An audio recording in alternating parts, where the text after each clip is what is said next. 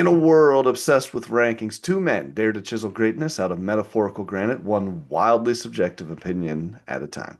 The show, every episode, we select four icons from a single topic and immortalize them in our own personal halls of fame. Debatable? Absolutely. Set in stone? Until next week. Welcome to the Mount Rushmore Show, where your top four says everything about you. I'm Mike Mintz. He's Joe Mintz. It is Valentine's Day, Joe, and we're hanging out together. Yes, happy Valentine's Day, Mike. You're my Yeah, Valentine today. I'll take it, man. Don't tell your wife. Yeah. Before we started, you did mention something to me I hadn't thought of about the 13th and the 14th and where you stand in your relationship depending on what you do on those 2 days. Explain it for our audience. Yeah, it's a joke I read and I feel like it's pretty accurate. If your man is taking you out on the 13th, you're the side piece. If he's taking you out on the 14th, you're the main part. If he's not taking you out at all, congratulations, you're the wife. So that's the way it goes. And we were also discussing the hack is if you're married and want to avoid the crowds, which most do. I mean, I've heard people say they're married a long time. Valentine's Day is amateur hour, whereas you go out the weekend before. That you Which make a makes sense. pre-Valentine's Day. You define your own Valentine. Yeah, because otherwise you're waiting. I mean, it's a 2 hour wait, and by the time you're getting food, like the kitchen staff is exhausted, man. They don't want to, like you better go off when there's the A team and they've had plenty of time to prepare this stuff, man. So Mother's Day brunch and Valentine's Day dinner are the two hardest times to book a reservation. it is tough. And my son's birthday is Valentine's Day, and he always wants to go out to dinner, and I'm like, yeah, and it's a different crowd on Valentine. He's there for a birthday party, and there's like, there's it's always funny to sit at a restaurant on Valentine's Day and just like people watch. And you see some of the girls and the expectations on their faces, like, is the ring coming or whatever? And you hope it does, and sometimes you hope it doesn't, right? Like either way, it's exciting. So I've never witnessed at a random spontaneous restaurant someone dropping on one knee and proposing. That would be awesome. I don't think I've ever seen the actual like one knee, but I've definitely seen like the big like that's what they were there for. Like I can't say I like listened in on the conversation, but it's like, oh boy, that's the one. So Their Valentine's Day is probably the most proposed day of the year. That would be a reason to people watch alone for the hopes that you get to witness it. yeah, of course, but you still have to wait 2.5 hours before you get a seat Yes, to is it worth observe. the wait? Yeah, I But don't for know. your son's birthday, I don't think he wants to go to, a fancy romantic restaurant. I don't think that TGI Fridays is going to have anyone drop in on one knee. Well, I guess it depends on your definition, Joe. How do you consider Olive Garden when it comes to fancy That's a nice restaurants? middle, It's a step below a Ruth's Chris, but a step above an Outback Steakhouse. Oh, there you go. It's right in that 10% classier. So Yes. it's the Target to the Walmart, right? So that'd Yeah, be I'd agree. We're good analogy. And this week when we were talking about topics, we had a little bit of a debate because it is Valentine's Day, and which meant for me, rom-com Mount Rushmore. But listen, two guys passionately debating chick flicks didn't feel like it would land as well as maybe talking sports. So if we were to do that, I think we'd have to bring your wife or someone else on to balance the testosterone in the conversation. So I'm sure there's a universe where I break down the notebook for 20 minutes, but this is not that universe. Let someone else do that. So so it's instead, we're going to do something much more on brand, and that's the Winter Olympics. I love this topic, Joe. When you sent the text message, I was like, oh, rom-coms or dangerous winter Olympic sports? And I certainly was like, well, one of these is going to be an entertaining conversation. I think the other one has some potential, depending on who else is sitting in the booth with us. But man, I'm excited. By the way, before we start, Joe, have you been watching any of the Winter Olympics? I know you got a busy schedule, so. I have been watching, and you think I'm so busy. I can't tune in with one eye at outside of a bar. So my relationship with the Winter Olympics is it's on in a place I'm at. It gets some of my attention so far. Um, I always forget how quickly I get sucked into sports when I actually start watching, though. I literally would never think about it for 4 years, and then suddenly I'm in a bar having dinner, analyzing angles in speed skating, and acting like I've followed skeleton racing my whole life, where it's all novel. What about you? What are you watching? What do you like? What do you look forward to? Well, I feel like the last two times around, the last, I guess, 8 years, it seems like curling seems to be the big one that everybody wants. And I don't mind curling, right? It's like shuffleboard with mixed with house chores, right? Like if I wanted to sweep while I played a bar game, that would be the one I'd want to watch. But I it's, compare curling to Canada's lacrosse as far as the scope and spectrum of fan audience. yeah. But Depending on what people, region you're in, it's a huge deal. I'm in the it, Mid-Atlantic. It's a huge deal. But out in Montana, maybe not. I think the reason people love it so much is it's something you can really armchair quarterback, like unlike the luge where you're like that dude's going fast, I don't really know much about, those corners, but with curling you could be like, "Oh, he missed or she missed really bad or you got to sweep harder," kind of thing. I don't know. Yeah, it's not my favorite, but it's on a lot, so. Do you recruit janitors to start? Like this guy's got potential. Let's get him on the ice. Yeah, let's see how well he Or if can it doesn't work out, that's your next gateway is you're mopping up floors really quickly. My personal favorite Winter Olympic sport is the biathlon.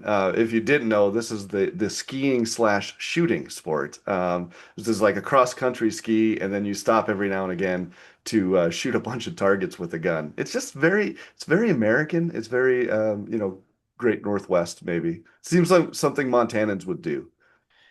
Yeah, every Olympics you kind of get reminded of sports that exist and that people train for year round. I'm like, oh yeah, handball's a thing. That's cool. Yeah. And then you forget about it. And then people go, damn it, I've been training my entire life for this moment. You're just downplaying like, oh yeah, you exist. Oh yeah, you do We that can't one all be thing. football folks. I'm sorry. Yeah, curling and hockey are my two of the least favorites, and it seems to be they're the ones that Hockey, really, your least favorite. it's not that it's bad, but like here's my take on it. Winter Olympics or all the Olympic sports are usually like a couple of minutes between events, or not events, but at least competitors, right? So it's like, oh, I get to watch this bobsled team for 3 minutes, and then there's the next bobsled team. But the hockey, it's like watching the basketball in the Summer Olympics. I'm not saying I don't like it. I'm just saying it really changes the dynamic of watching the Olympics, I guess. And I don't know much about hockey.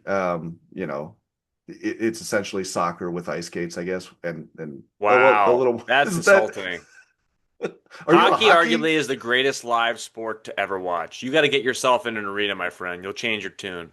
That must be it. And it's not that I'm not hating on hockey. It's just it just changes the dynamic too much for me. So, I got to take you to a Capitals game if you ever make your way out east here. It's the most fun live sporting event you can go to. well, it's a date, man. Next Valentine's Day. Actually, maybe not, but we'll pick a time and we'll get together. So, Well, before we get into our Mount Rushmore, a little context. The Winter Olympics actually started in 1924 back in, I'm probably pronouncing this wrong, Chamonix, France? I'm imagining there's a couple of consonants they're not saying. It's probably Chamonix or something like that. So, but Yeah, the yes. X is probably pronounced like a apostrophe on top of an E in Spanish or something. Yeah, they Roll have the tongue, I don't know. letters. They have letters that they don't use for whatever reason. So, On brand that it started in France, though. of It was pretty course. simple when it first started. It was just skiing, skating, and hockey. It was way less spectacle and much more survival. But over time, the games have evolved a lot. Um, what started as just traditional winter competitions has now turned into a mix of endurance, precision, and I would say some extreme sports. But modern Winter Olympics feels part like athletic competition, part physics experiment. You've got athletes flying through the air, racing at insane speeds, and people navigating ice like a racetrack. One thing that stood out watching this year's games is how insane the margins are. I'm talking thousandths of a second separating gold from silver. What makes that wild is the athletes are doing it while sliding, flying, or turning on frozen surfaces, not just running in a straight line like a 40-yard dash. Summer Olympics fight gravity. Winter Olympics fight gravity, friction, wind, momentum, and physics itself. But to me, what makes the Winter Olympics so fascinating when I watch it is the danger element. There's something so captivating about watching these athletes operate right on the edge of control.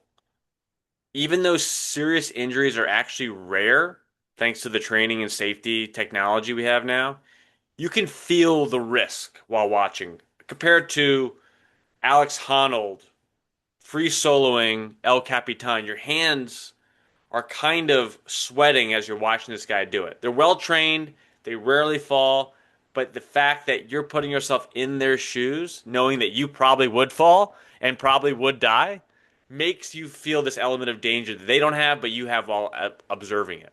Your shoulders are kind of tense. I kind of hold my breath. That's part of the experience to me. I love the dangerous aspect. It is like NASCAR to some degree, right? Some of us watch for the potential wrecks that are going to occur. But like you said, it's that idea that you're just watching somebody doing something incredibly dangerous.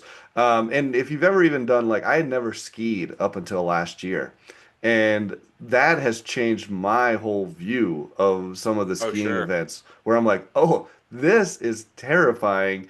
And I'm not even leaving the ground, and I don't like it. So, I agree. I seeing the speed at which they're skating, having been someone who's experienced a gnarly shoulder injury, being stuck on a mountain at a ski resort on a much less steep slope, gives me a little bit of PTSD watching some of these sports.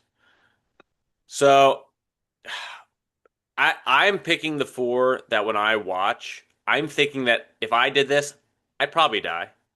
That's how I define it. Now, for these people, the element of danger is very low, but for me, it's incredibly high. yeah, I'm kind of with you, Joe. And I did we do our research for this, and I was doing my deep dive right before we got on the call. And there's some differences of opinions between what is considered notoriously the most dangerous of the Winter Olympic sports and what I view as potentially the most dangerous Winter Olympic sports. So this is coming from a person going, I would never do that one specifically. Yes. And there were some hard criteria because some are very similar in the element of danger. It's just the position of that danger.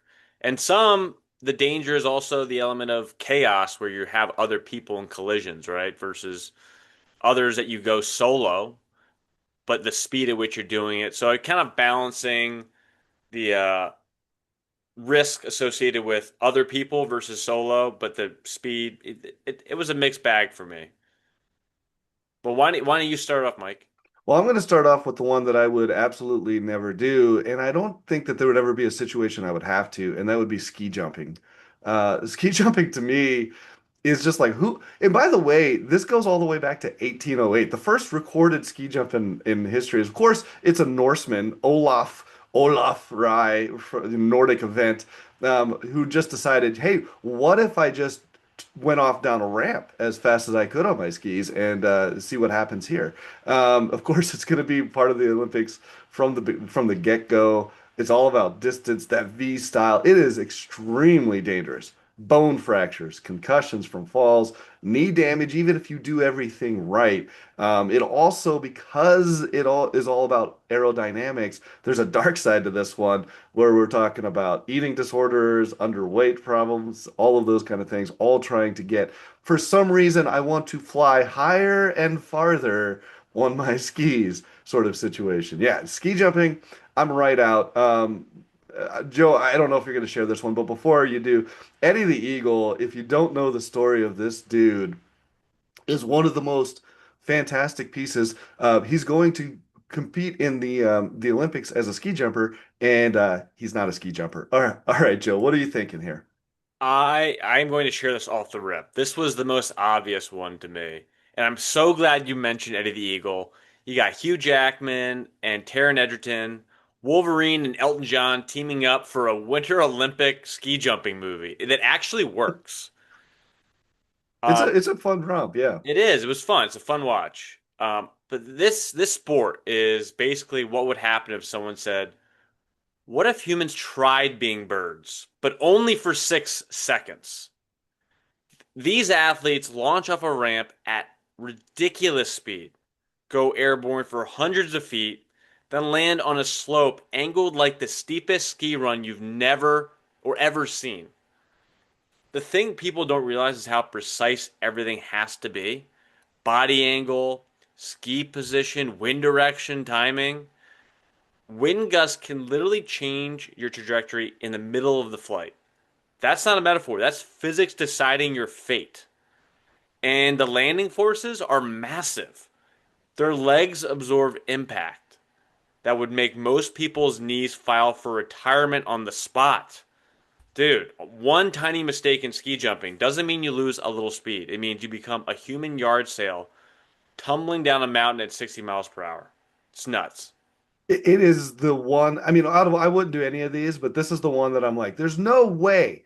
I cannot fathom a possibility in where I'm like, yeah, I would do that one. And I don't even, I love watching it, but I'm also like trepidatious, like, oh no, don't do that, So, Makes it so fun to watch, though. Eddie the Eagle, folks. That gives you a little bit of perspective here. all right, Joe, we're gonna share one. Let's see if we go 4 for 4 today. What's your number two on the list? I'm going to go with skeleton. Um, Skeleton is what happens when someone looks at a luge and says, "This is cool, but what if we made it scarier?" Because instead of sliding feet first, like traditional human being, skeleton athletes go head first down an ice track at about 80 miles per hour, face inches from the ice, steering by shifting their shoulders and their knees. The sport's basically Formula One if your helmet was scraping the pavement the entire time. Here's the part that blows my mind about it, though. They memorize the track like it's choreography. Every curve, every vibration, every pressure point. Because if they don't anticipate what is coming, they just can't react in time. It's like imagine driving a car 80 miles per hour down a winding road, blindfolded, and the only way to steer is by flexing your lats. That's skeleton. Oh, well, we're sharing this one too, Joe, because when you even brought this up, that's the first one that popped into my head. I was like, oh yeah, let's take a toboggan down a hill, but the steepest hill you've ever seen, and let's do it face first. The So, name of the sport is your skulls and bones. It should be a hint at something. This is yeah, a scary. It's like saying, like, I don't know, Hitler's landslide. Don't go down that mountain, bro. That sounds terrible. yeah, this is Devil's Backbone. And there's some interesting history here. 1882, English soldiers, of course, people that were literally putting their life on the line, decided, hey, why don't we do it while we're having fun? It's a variation. They had toboggans in Switzerland. And of course, people were like, hey, we should make that a sport. And there you go with skeleton. Yeah, 80 to 90 miles per hour. Here's a crazy stat for you. And this is if you lift your shoulder just a half an inch too high or drop it too low, it will drastically change the sled's trajectory. They call it a sport of subtlety. I call it a sport of insanity because if it's we're talking that I could do more of a variation on the water slide and not get hurt, right? But skeleton, it's well named. Yeah, I'm glad we share that. So that's 2 for 2. So we've never Oof. gone 4 for 4. Let's see. Do you want to rip the third? I am going to go with a fun one. This is a newer one, and it's not until I want to say 2000, yeah, 2006. And this is a fun one to watch. This is a snowboard cross. When you were saying in your intro about the fact that you combine speed, and sometimes it's when you're alone, maybe it's ski jumping by yourself. Could we try to combine ski jumping with other skiers? Well, that's kind of what snowboard cross is, right? Why don't we just add another element where we put a bunch of people together simultaneously down a narrow course, steep turns, jumps, rollers, tons of other obstacles. Why not, right? Highest injury rates in the Winter Olympics belongs to the snowboard cross. Of course it does. There's a collision hazard, there's multi-person pileups. The course itself is completely impossible. It's just difficult. And I don't know if you've ever seen snowboarders, like if you go on when I went skiing last year, this was the thing I noticed about skiers. Skiers come down the mountain, and most of the people that are falling are the snowboarders, and they're falling all of the time. It just seems like a particularly dangerous skill to have, or just hard thing. And snowboard cross, by the way, this is one I absolutely enjoy watching. I think the snowboard cross is one of the most exciting, possibly for these reasons, of the most dangerous Winter Olympic sports. Mike, we're 3 for 3. Let's see, man. This sport is absolute mayhem in the best possible way. So multiple riders launch out of the gate at once and race side by side down a course with jumps, drops, rollers, bank turns. It's basically motocross, but on snow, with gravity constantly trying to ruin your day. What makes it so dangerous is that combination of speed and proximity. They're not racing the clock, they're racing each other. This means there's a lot of strategy, there's aggression, blocking lines, and sometimes you see mid-air collisions, which is kind of cool. Snowboard cross isn't just athletic, it's very chaotic. So every run feels like something unpredictable could happen, which makes it so fun to watch, as you said earlier. And usually something wrong does happen. It's the Olympic event most likely to make you yell, "Oh," at your TV involuntarily. Like, "Oh," like you catch you like stop mid-breath. You just see these jolts. It's It, it's incredible. it's kind of like when the X Games were starting up. This is something you would have thought this is the X Games only, and then it becomes part of the Olympics. You go, oh, we get a little bit of X Games at the Olympics with the snowboard cross. Man, 3 for 3, Joe. We've never gone 4 for 4. We have gone 3 for 3. So let's find out, Mike. Drum roll. I'm not changing my answer. So whatever you go with, I'm not joining in just to do it. So You want me to rip it up? I think you should do it, man.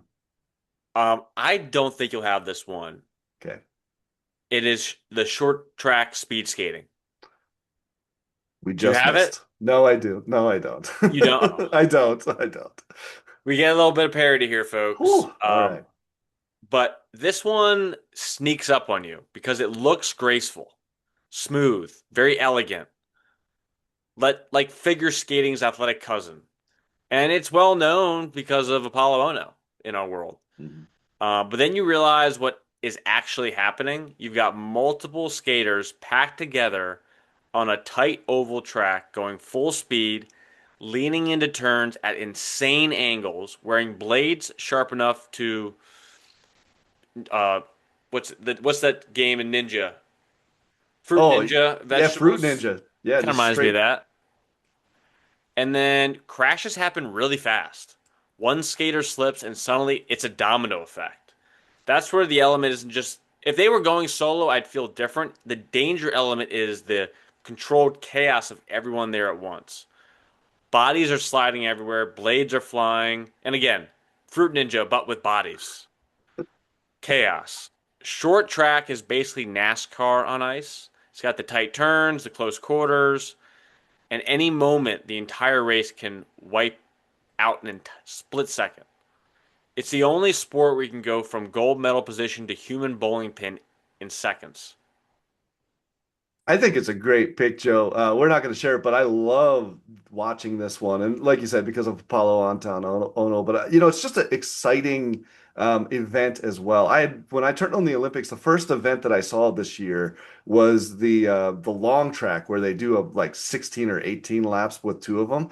That was not nearly as exciting. I was like, oh, where's the 5 people on the tiny track going? And of course, everything's dangerous about this. The speed is dangerous. The thing that you're on is ice, which is not designed for you to be on for very long without falling down. And then why don't you just go ahead and strap knives to your feet for everybody and just potentially get hurt along the way? It is an extremely, and this one's exciting too. I'd watch all of these.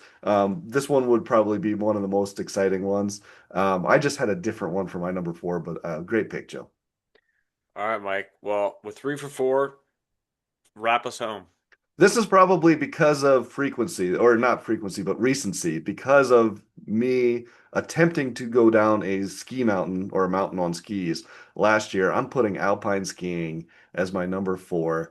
It deserves it. 1936. It's been dangerous forever. There's multiple variations of it, but essentially, you put skis on your feet and you go down a quadruple black diamond. I don't. They're not even. They've ran out of symbols to describe how dangerous these mountains are at a certain point. And this is about who can go down this most dangerous mountain the fastest. This is velocity. Mixed with loss of control, which leads to catastrophe. And there's fixed obstacles. There's people that have died doing this particular event back in 1964. We're talking about uneven terrain mixed with speed, concussions, bone fractures, long-term disabilities, constant threat of competitors. Lindsey Vonn goes down this year. You look at alpine skiing and you go, and by the way, just when they start, you just go, why would you even do it? Why? And also, Joe, on a side note, Jamaica has a alpine skiing team this year. And Like bobsled.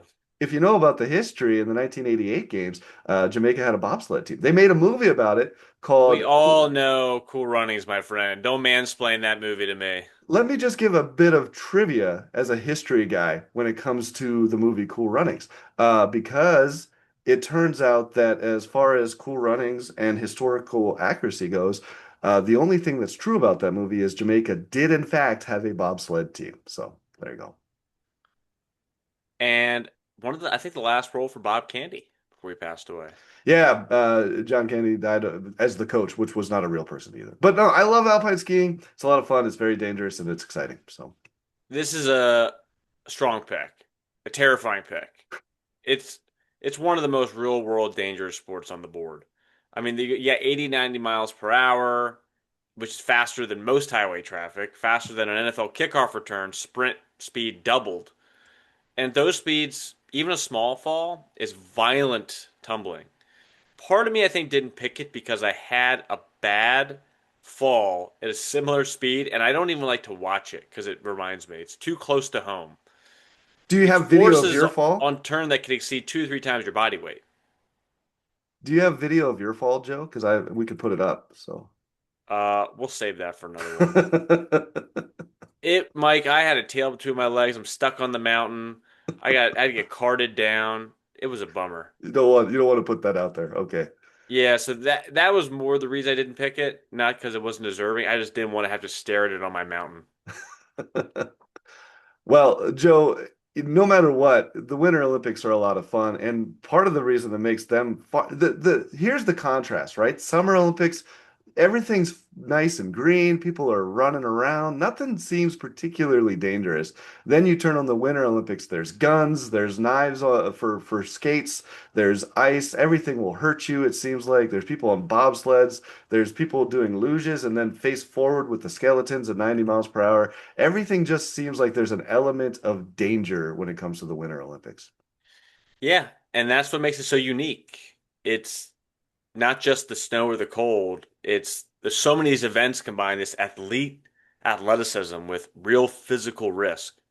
They're pushing right up against the edge of what's controllable, and then the edge is what makes it so compelling to watch. You're not just watching competition, you're watching people flirt with physics.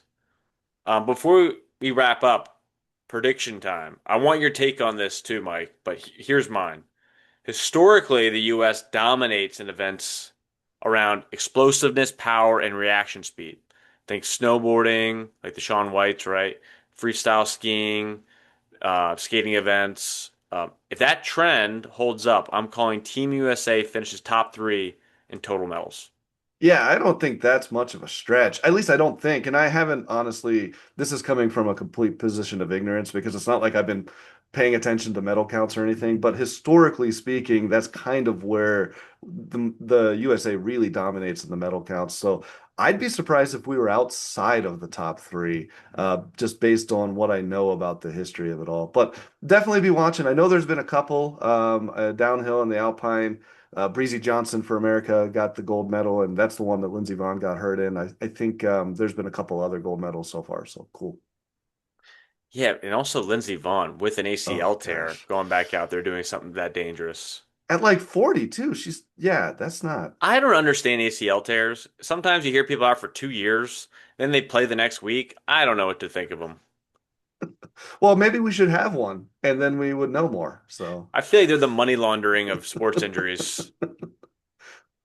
sure, I tore my ACL again, so Yeah, you gotta put your reason for being out somewhere. You just throw it in the ACL bucket. I You can don't even know define what it it the way is. you want. It's like it's covering the fact of what really went wrong. Yeah, you never hear of an MCL, and I think there's even a PCL. You never hear of those tears. It's always the ACL. It's No, because they're too overrepresented. real. If those happen, they really happened. They did ACL's a happen. coverall. It's your car wash that doesn't generate a profit, but on paper it does. There's so many people that have had ACL tears that are like, "How dare you? I How know. dare you?" I know people that don't even have ACLs and they're fine. I'm like, what is the point of this thing? You're gonna get Nancy Kerrigan. Somebody's gonna hit you with a pipe It's to true. tear your ACL there. So, Well, that's our mountains. Most dangerous Winter Olympic sports carved into stone.